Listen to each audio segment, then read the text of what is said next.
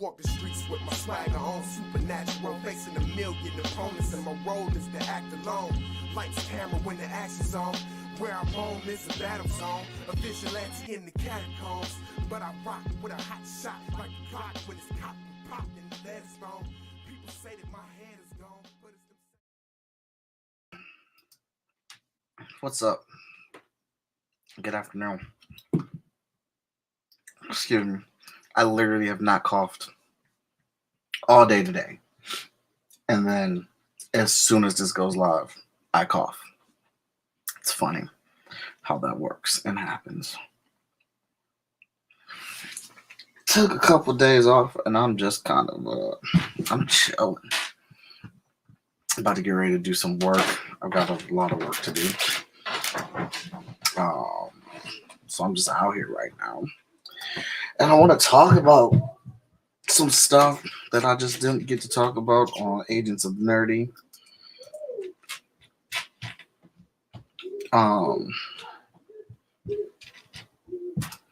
Because I watched some stuff. I want to geek out.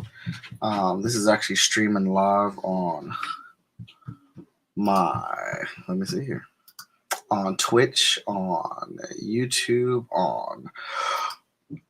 and on my Facebook page.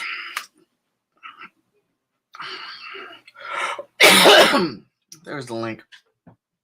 Anybody wants to pop in here with me, go right ahead. I'm trying to get my little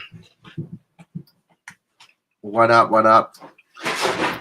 Take my little music situation together. No.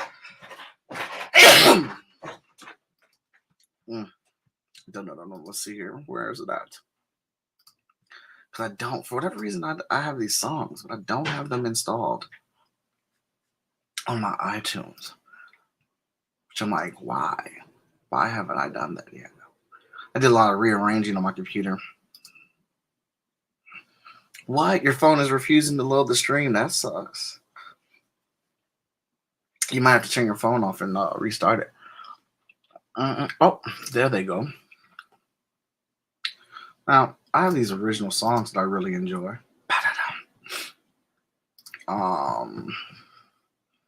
And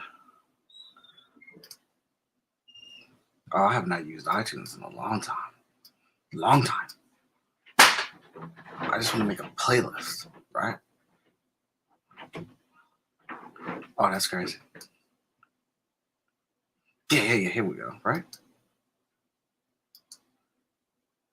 Where's the little plus symbol for to make a list? That's terrible. Because, I knew I was going to do that. I knew I was going to do it out of order. And I did not want it done out of order. Like, I knew I was going to scatter these songs everywhere. Or maybe... Oh, wait. 1, 2, 3, 4, 5, 6. Oh, it didn't.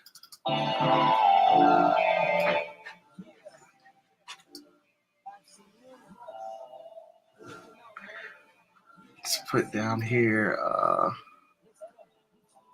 I do on this music. This music is original stuff.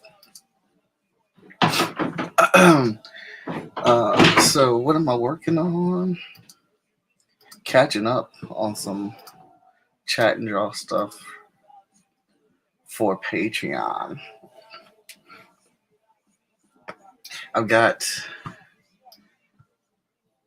Andrew has a very specific character here that we're drawing. It's one of his original characters. And the one thing that he gave me for reference was the boots.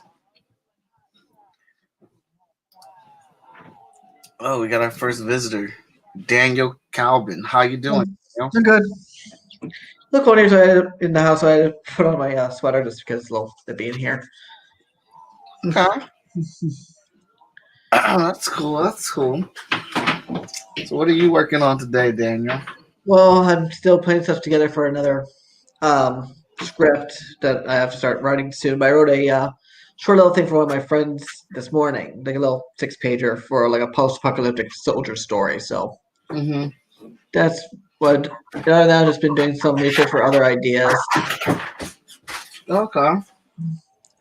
including I had a thought recently because I started listening to certain music things because the holidays are coming up. I was Mhm. telling the other day, I was thinking, what do you think if I did my own adaptation one of these days of A Christmas Carol? Your own adaptation of A Christmas Carol? It would actually technically wouldn't be my first. I tried doing it like a because when I was a kid, we went to see because it used to be at Madison Square Garden every year the big musical of A Christmas Carol Mm-hmm. that they would have every year. Madison Square Garden's theater, which I think is where they now have Billy Joel do a concert every night. Um, so I tried to replicate that Christmas because I had a Catholic great uncle, so we used to go up to his and my great aunts for Christmas Day. Okay. And so I attempted to do like a little film version with all the guests. And I think I had my great uncle play the Ghost of Christmas Present. All right. And it was an attempt. It's on video somewhere. So I recently got in the mail actually today. This is it's a simile of the original book as originally printed. Okay. So it's gonna be my little, reference materials as I eventually one of these days pull things together. But it's just not interesting because it's a near replica of the original printing. Well, that sounds like fun.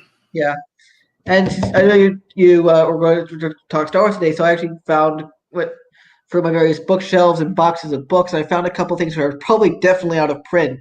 It would be really cool for Star Wars fans, especially of the older canon. Mm-hmm. See, I like both versions of the canon. I find them both enjoyable. So I'm not gonna be like one of those people who say, "No, it has to be this way or that way," because that way madness lies. But because a certain blue-skinned Grand Admiral was mentioned recently. Yeah, he was I feel like that was a big drop for people. Yep. Because he was a pretty big villain in Rebels. Yeah. And I know he's extended universe as well. And in the original old canon, he was the first big villain of what was then the sequel trilogy, which was the big Thrawn saga. So I found my comic book adaptation of the original Thrawn books. Oh, okay. It's based off all three of the original books. I have the original novels as well. I actually read the novels before. I found this by chance in a Borders books long time ago because Borders books is and going back to books that stores no longer exist. There used to be a Walden Books, I think, in Brooklyn Heights, and I think this was actually my first real Star Wars book that wasn't an adaptation of the movies or anything. It was an introduction to the greater universe outside the movies, and it's the graphic novel adaptation of the first Dark Forces game. It's a novel, but it's some really good painted illustrations, including So it's published by Dark Horse. It's a novel. It's more of a novella, but there's some really good illustrations. And it's basically Kyle Katarn going after the Death Star plans. This was Rogue One before Rogue One. Mm-hmm. Because that was a whole different canon, and I'm torn because I love Rogue One. I thought it was a really great film, but I also really enjoyed the older canon. But I can see why they also wanted to, embrace the Rogue One version. Because let's be fair, the original Kyle Katarn is very, again.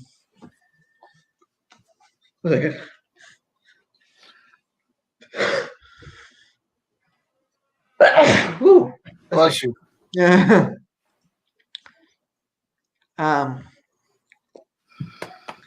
And sorry. Ooh, No, you're fine. Again.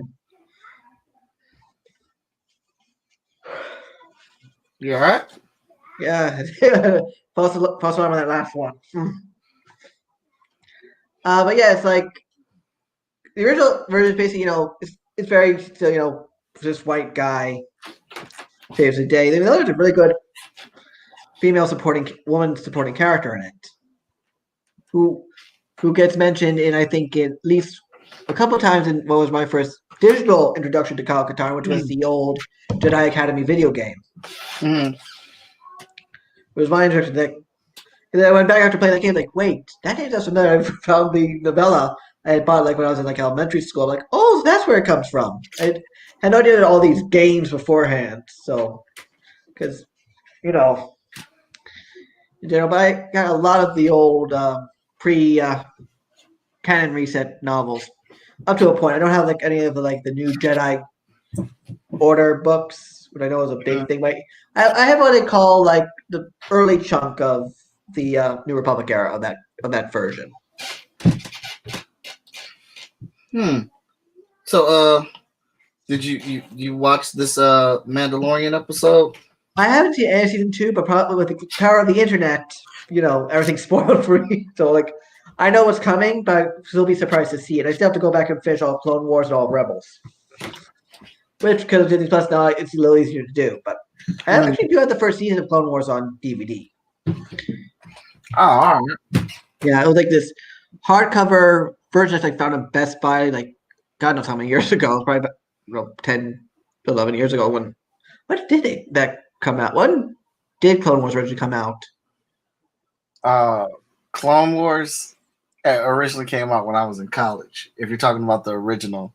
Yeah, it was like high school, college for me. So I'm trying to figure out what it was. Open Justice. Dark blue and red trim with 3 white. The film was 2008, so I was in like my post-grad year between high school and college. So yeah, that sounds about right. Mm-hmm.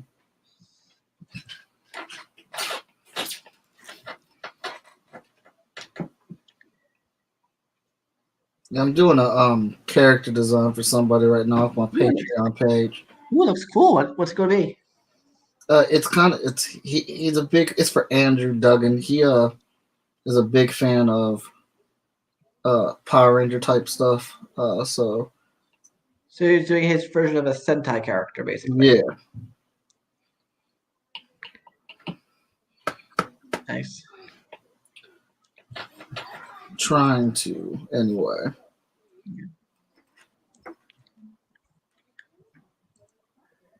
Let's see what I can do here. I just realized something frightening about this is more kind of me because one thing is when they light the Rockefeller Christmas tree. Mm-hmm. Even though they're having the plaza closed off to everyone this year, basically because they don't want to hold giant COVID situation. Yeah. Yeah, it's still frustrating for me because every year, and because I've been working at this job since 2018, I have to go like 3 or 4 blocks at least south. So because I can't use my usual train station, that's right at Rockefeller Plaza. Mm-hmm. So I have to walk all the way down to 42nd Street and 6th Avenue. So I have to walk like 7 blocks south, at least 1 block west. Mm-hmm. Just so I can get a train to go home. Because they close it down for security reasons usually. Oh, okay. And last year, it was really silly because I was sent to grab documents from a client, and I was taking the train back and forth. And I knew that day was supposed to be the tree lighting ceremony, but when I went there, it was like, oh, it's a quick trip. I'll be able to go get back in time without having to deal with security. It's like, as soon as I got back, I was holding like this massive bag of documents. Uh-huh. They had just closed that Rockefeller Center. I was allowed to pass up to 5th Avenue through what was basically the line to get in. I was allowed to go backwards because I asked the officers to let me pass. I still had to go down like several blocks down 5th Avenue and then hook up down to like Madison Park Avenue just to get back to my office. Wow. Yeah. So I don't know what they're going to do this year for security things, but I just have to be very careful. And then, of course, when it's done, the entire plaza is going to be open, at night for everyone wanting to take pictures of the tree. So, of course, every alert in my head's going, basically, don't go anywhere but to the plaza. Go like 1 block away, go down go to the train via 48th Street. Uh-huh. Because, I just want to try to avoid as much as possible until the vaccines are, ready.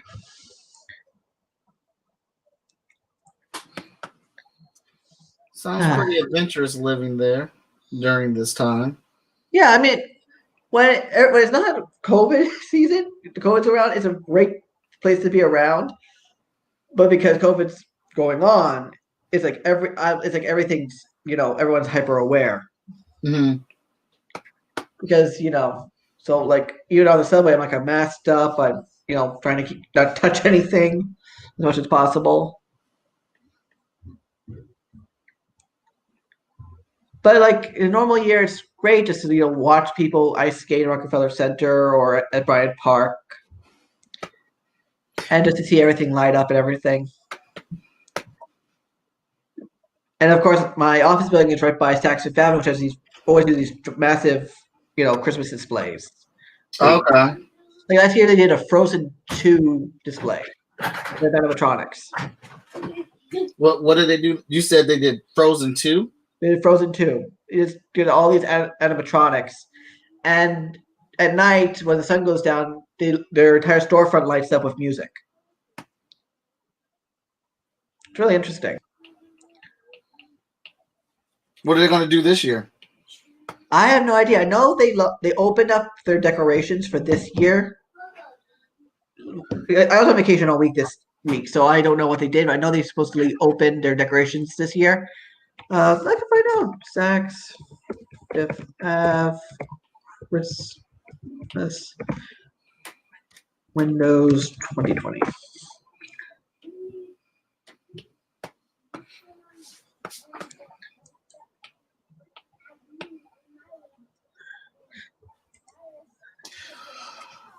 Paige, I am for one of my Patreon members, they get to do a chat and draw episode, or they get an episode focused on what they want. And Andrew wanted me to draw one of his original characters, so I'm drawing it based off a description. So just trying to bring it to life. He's a big fan of Power Ranger stuff, so it is Sentai based for the design. Yeah. Or influence, is that the word? So apparently, sorry. No, go ahead. Apparently, this year the theme is how we celebrate now. So it's basically it's 6 little vignettes with animatronics of various little scenes. Okay. And it was planned apparently before COVID hit, so they had to adjust things a slight bit to give acknowledgments of what's going on. For example, someone's getting a Christmas haircut, but the barber's wearing a mask. Oh, okay. Yeah. And one of the windows actually depicts a neighborhood here in Brooklyn called Dyker Heights, which is infamous for its massive Christmas lights displays. Like there's been documentaries about how these houses basically war with each other to have the best Christmas displays in Brooklyn, in this one neighborhood. Do you guys have Christmas display wars down there? Not my neighborhood, but because these houses in this one neighborhood, which is southwest of me, have these massive houses. So they have a lot of room to create these giant displays. And these they become full outrageous dioramas and villages and light shows, and they use it to raise money for charity, but it's also who gets the best house decorations. In my neighborhood, it's a little more low key. The people do lights, but it's not like these big, massive displays. Might change this year though, because my next door neighbor did these big Halloween decorations this year. So who knows? We might have at least one house that's really decked out on the corner. So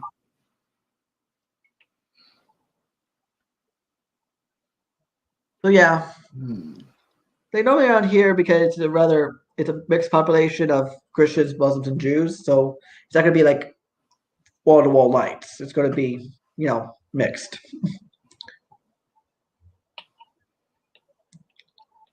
Understood.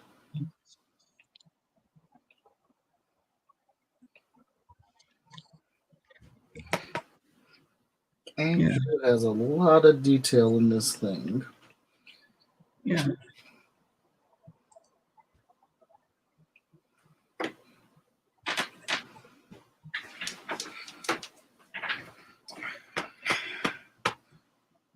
Let's see here. What is the Cheshire? He's got a Cheshire Cat inspiration from Wonderland.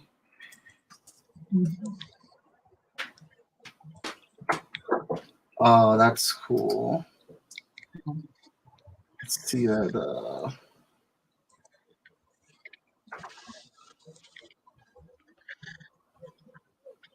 Yeah, there's definitely some fun stuff there.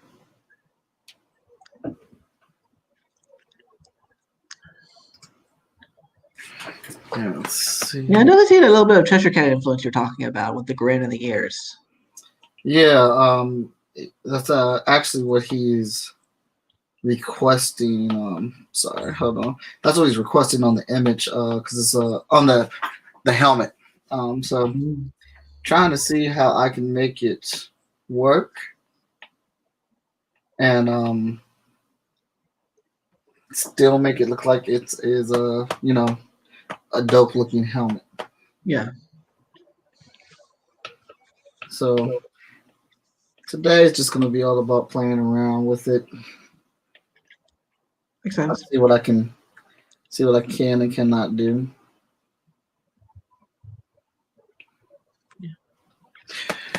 I don't draw a whole lot of Power Rangers stuff, but I love, and I think it's because they kill it. Like the drawings and comic book stuff I've seen with the Power Ranger stuff is so amazingly simple, but yet complicated. Like those costumes, it's just dope. The new art teams or the recent art teams they've had on them, I've been very. Yeah, I think I have one volume of Go Go Power Rangers, of the relaunch of or reboot of the original series comic. Mhm.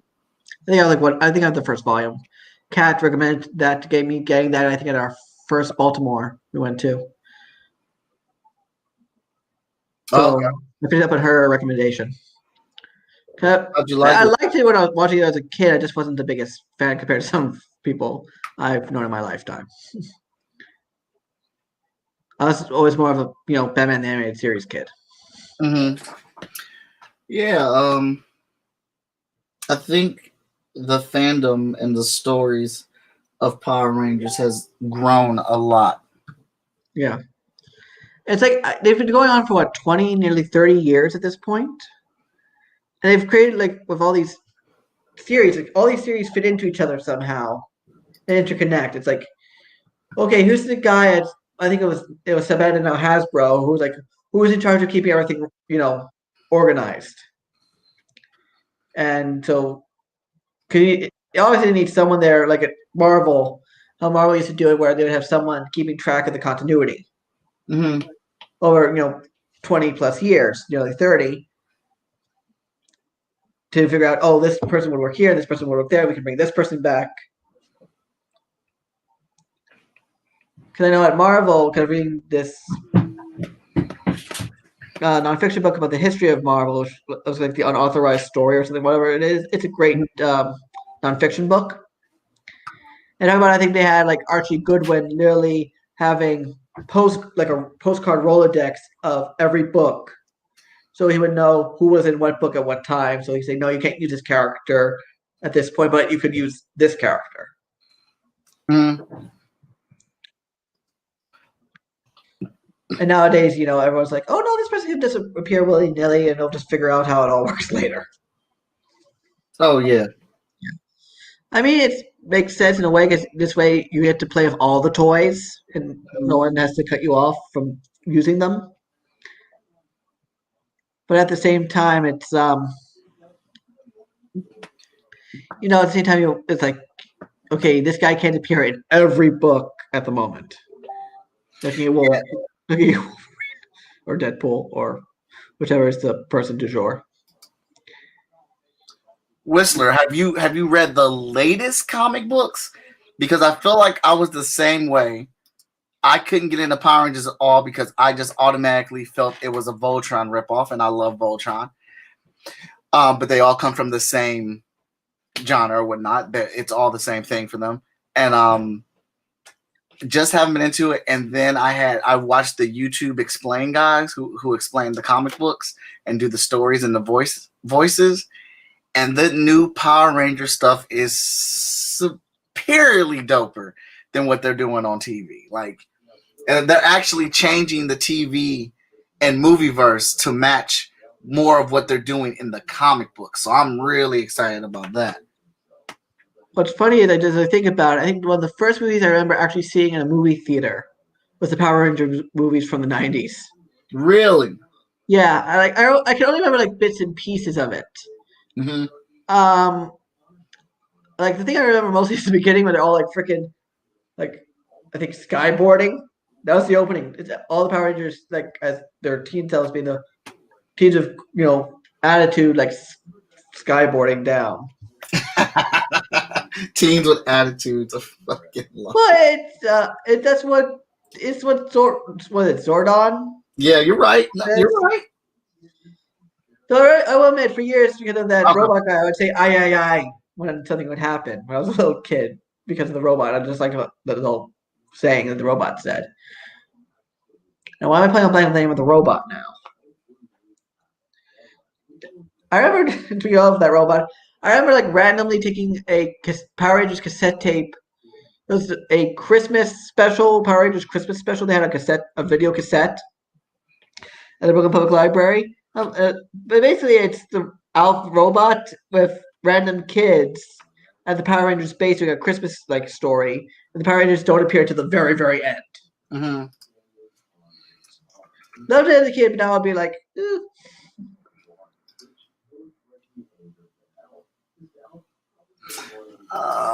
Comics. I'm looking for some.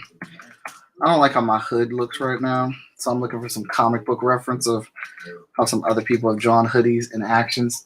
It's one of my like I'm still trying to work on my capes. I don't like the way I draw my capes, and hoodies are another thing. I don't like the way I draw them, so I have to consistently look for reference for them. Kari Randolph. I hope I'm pronouncing his name right. My God, I love how he draws capes. He draws, they're so simple and they're so elegant and just, they look like a cape all the time. They just look good. That's the guy with the I think the Twitter handle Kari like Atari. Yeah. I may just be too old though. That stuff came out more during you fellas' younger days. No, I get that, man. I understand that. Like I said, it I think with certain fandoms, or maybe even all fandoms, it takes the right story, and if you get the right story, it gets you into it. And I was listening to him tell the story of Tommy when he actually alternate dimension Tommy when he killed all the Power Rangers and took over the world with Rita. Like that story was dope, and that story took place during during an episode of in between episodes of the Power Rangers, like when Tommy was having weaknesses with his powers or whatnot. That's when this whole story arc took place, in between that. And I was like, why wasn't this just the story arc? Because this is so much better than what they did on TV. Well, they're probably also very limited at the time with budget and effects. Oh, it was the early 90s. No. Like, when did Power Rangers first come out? Because I must have been a toddler when they first premiered. Oh, you might have been. I think I was in high school when it came out. August of 93, I was 4. August of 93? I was nowhere near high school. Oh, no, I was close to it. I was almost there, yeah.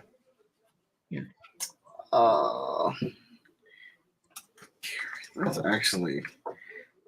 Maybe I can look at his capes and get inspired for this. I do this stuff all the time, man.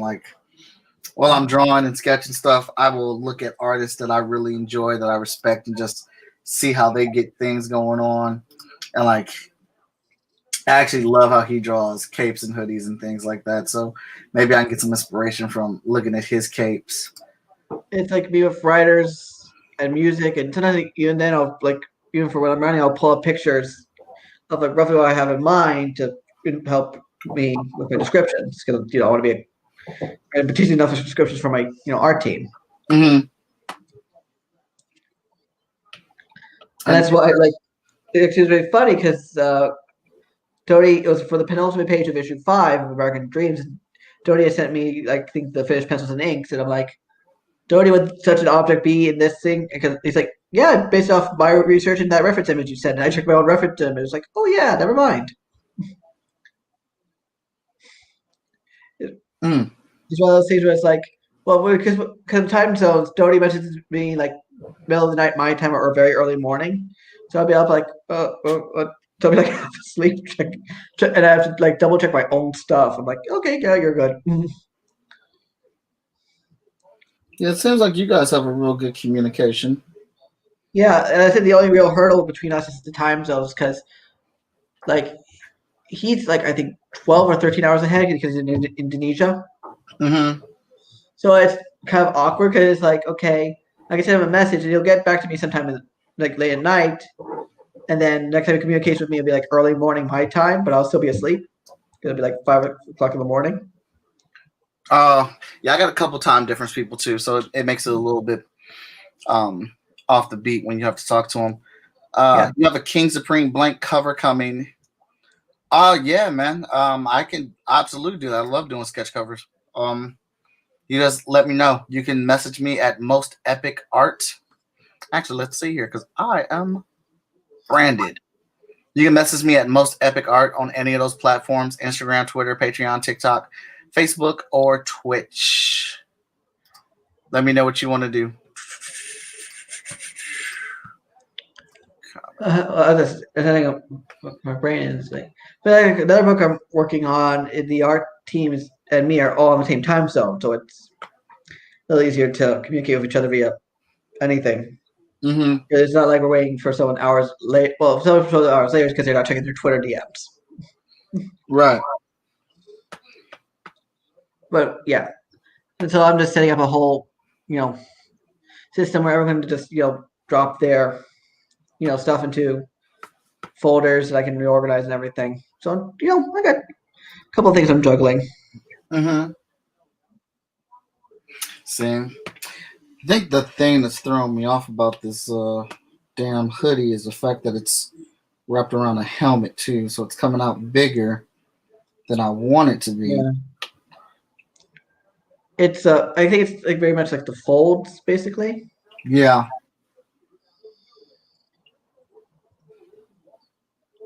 Oh, but say, can you see? Now there's some reference that helps out. Boom shakalaka.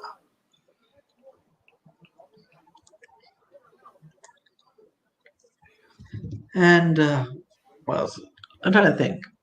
But yeah, I said we just got the last page of issue 5 in black and white. So arc 1 done. Nice. Well, except for coloring and lettering, that's not the point. But like the first major step is done. Mm-hmm. So it's like, yes. And it's good because Warney has already started coloring the book, so. Yeah, I'm once I get this done, I'm gonna switch over to some hotshot pages to try to draw. I've finished my script redos for Emerald Quests. Nice. So just moving things right along here. Yeah, I have issue 6 written. It used to be issue 6 used to be issue 6 and 7 used to be issue 6, and Sean's like, no, you have to split it in 2 to let things breathe a bit. And that's what I did. So 6 and 7 are kind of planned. I have an idea for 8 and 9, and then I just outlined my entire arc idea for 10 through 13. Oh, okay. And that's gonna be so. I'm thinking, and Sean has to sign off on this since he's my editor. I was thinking like arc 2 is 2 smaller 2-part arcs, and then arc 3 is a big arc. Mm-hmm. But I got into as a sign off on it because originally That's the whole idea for arc 2, and then with that splitting of issue 6 into issue 6 and 7, I'm like, I don't think I'll have enough room. So arc 2 will be like just 2 stories building out the world a bit more. Mm-hmm. Oh, excuse me. So it might be for a while I drop a thread, but I always will pick it back up. It just has to be, I just have to figure out the way to do it. And timing and everything. Understandable. I mean, timeline-wise, I have ideas up to like fall of 1901. Mm-hmm. I just have to, get there.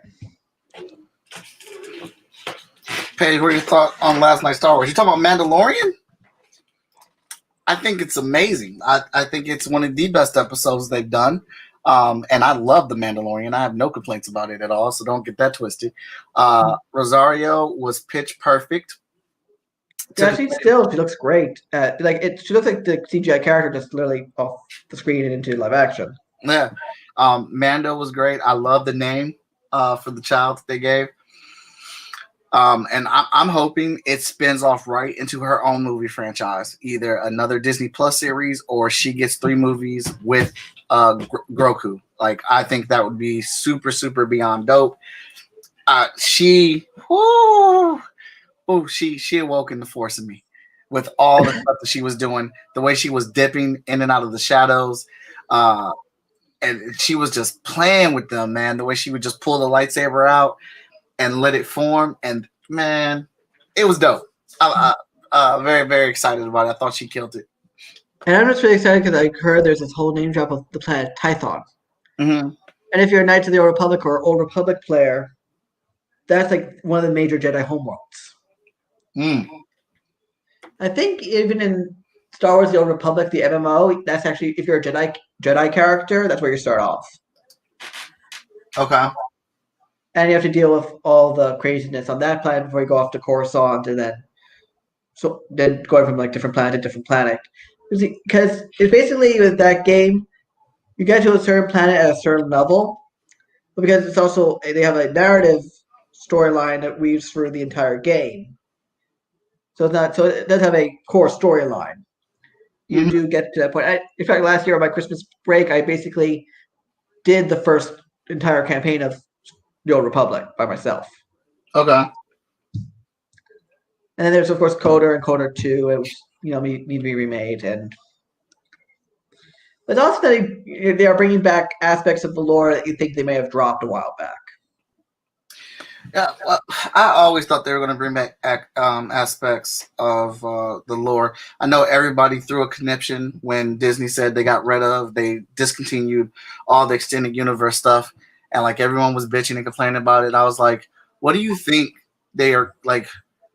They have to be able to be allowed to start from a clean slate. They're creators. They have creators. They have a writing team, and they want to be able to do. They want to be able to create freely without being tied down to things. And just because they said that stuff was discontinued, is not canon anymore, doesn't mean that they're not going to pick and choose from that stuff to bring back, because they still own it. It's like what DC did with the New 52 up through now, because it's still technically New 52 canon. But because of that one reset, everyone threw a fit. And it gets back to, in many ways, a bit like fan entitlement and, not the fear of change. Mm-hmm. And it's like, would I love to have seen a Thrawn? Like, would I love to have seen this on the big screen? Of course I would have. But, you can't do that without a major recast. Mm-hmm. I would love to see it as like a non-canon animated, trilogy, though. Because I think it would be that's an interesting way to say this is not canon, but it's a way to give a nod to what came before us with an animated, I guess Disney Plus series of the Thrawn trilogy. Because it's a really fun. Thrawn, I think, is probably one of my favorite extended universe characters. Because he's such a conniving, slick, sly bastard. Well, that's what I heard. He's somebody that causes a lot of trouble. It's very erudite. He's like, oh, I can use how he'll say, oh, look at the art of this species. I can look at their art and know their weaknesses, which he uses against him really in his introductory chapter in the original Heir to the Empire book. He uses the art of the planet species he's trying to conquer as to figure out the weaknesses of, which is basically they lack certain depth perception, which he uses against their advantage when they start flying at them when they in a kind of a space battle. And of course, there's Mara Jade, who's always a fun character, who unfortunately is no longer canon. Yeah, I know a lot of people were upset about that. Yeah. And then, of course, there's later down the line in the New Jedi Academy trilogy, which is before that whole New Jedi Order stuff. This was another trilogy. And that introduced Admiral Dala, who is basically is in the those black holes from near Kessel from the Han Solo film. Yeah. So that's actually canon from the old extended universe, and basically the idea was the installation that planned the Death Star is in the middle of that whole black hole sequence, like a kind of like a pocket where everything's stable. And she was put in charge of it because she was Grand Moff Tarkin's lover. Okay. Even though she was by her own right a badass admiral, and she ends up being one of the major villains of this trilogy. Okay. Of novels, and she's just really diabolical and nasty, and because she's kind of warped by her twisted devotion to the late Admiral Grand Moff Tarkin. And you find out one of the last books about that they had the extended universe, which is about the construction and the deconstruction of the Death Star, and you find out she was with him on the Death Star at one point. And then she was nearly assassinated by, I guess, a slave rebellion or worker rebellion, to the point that she actually has amnesia about certain points in her history because Tarkin basically put her back on a ship and said, take her back to the Maw and don't tell her what happened here. And basically fortunately though, because it's she's a female character written in 90s by a guy, her big motivation for the trilogy is basically, I must get revenge for my former lover because they destroyed him. And it's like, yes, you're a great character, but your motivation stinks. At least in this more modern era. She's still extremely deadly, though. But at the end, like all Imperials, her pride goes before the fall. It also came out with my favorite, really destructive ships in all Star Wars canon, the Sun Crusher. That's exactly what you think it does. Think of something more powerful than the Death Star, but the size of basically of Slave One. And it blows up solar systems. Was that in Rebels? I don't know. They might have done a reference to it. I know they might have done a reference to the Devastator machines from the old canon in Clone Wars. That's when they were showing up. Sun Crusher Rebels. Okay, Sun Crusher. I actually think I have a small toy of it from like a little action figure thing.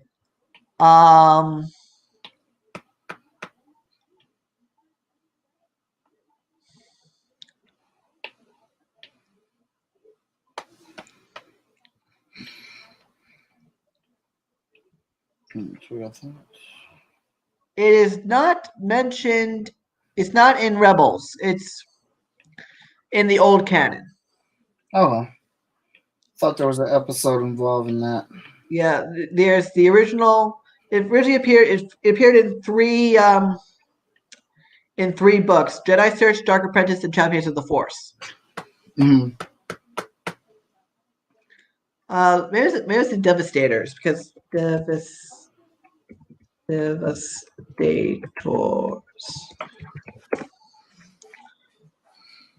World Devastators, there we are. There's the World Devastator, which is basically giant super weapons that would go to worlds and destroy them basically, and take their resources, and then basically destroy the planets in the way the play goes. They actually go like, up against them in the old Rogue Squadron game. Mm-hmm.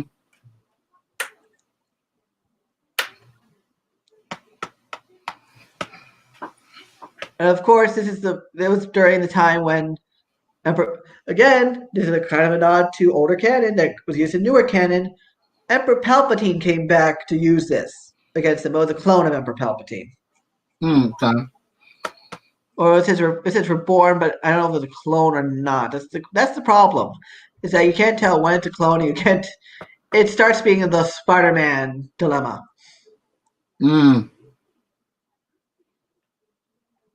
Yeah. Wasn't a fan of that story, but you know, I actually want to get the Clone War second omnibus, because the first omnibus, which is still in print, the second omnibus is no longer in print, and it drives me bonkers. Mm-hmm. Because it just drives me. It's like Marvel Omnibuy like go out of print very, very fast, and you can never, find them anywhere. And it just really irritates me to no end, because I want the second volume and it's not there. I can dig that. That's how I feel when I'm looking for my toys.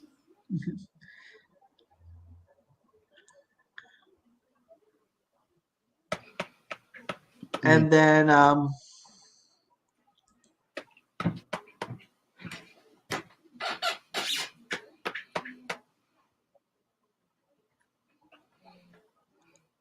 what else?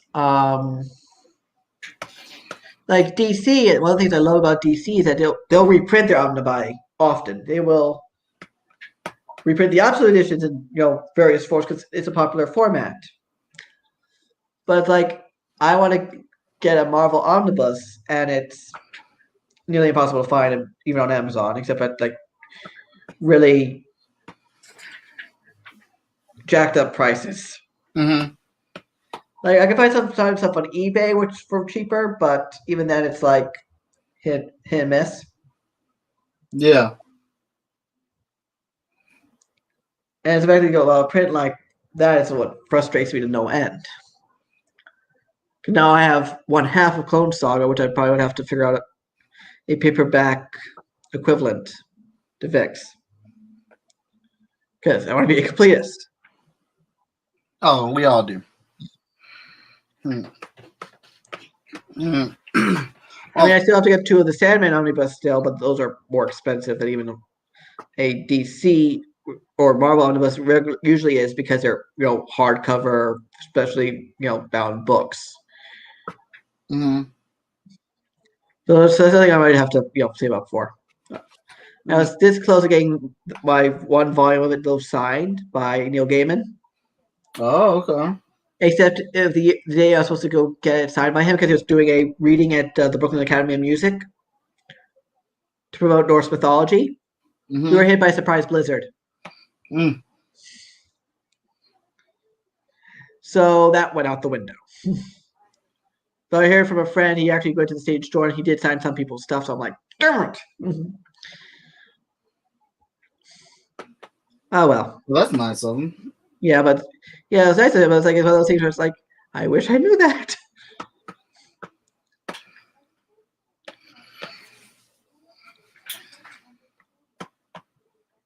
And speaking of Star Wars, I have one very prized possession which is Star Wars related. And that is? I'll go get it.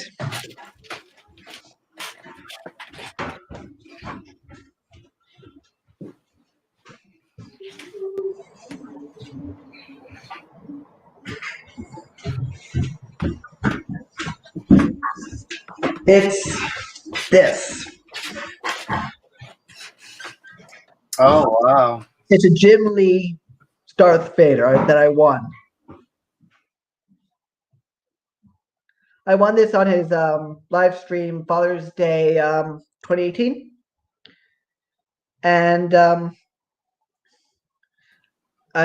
it was, $15 of shipping later. It's fine. That's what's up. Again, personalized and everything. It was really fun. So this is one of my prized possessions. It's like it's one of those situations where I didn't even know he announced my name. I didn't even hear it. I only realized because I saw my name being tagged in the Twitch stream. My heart had never been that fast in my lifetime. Now I have to go put this back on the wall because just get on the safe side. Mm-hmm. Really interesting that I had it. It's like I tried to frame more of my stuff, my art collection. Now this is the only one I have right now on my first floor of the house. Probably because it's the only wall right now in the house which kind of faces away from a window. Mm-hmm. So it works that way. Right. Well, I am probably gonna cash out right now, take a little break. I'm gonna go check on my kids and make sure it's a little too quiet upstairs. Make sure it's all right. So I'm about to hop off here and I'll probably be back on later. Okay. Thanks for kicking it with me while I was on here. No problem. All right. See ya. See you later.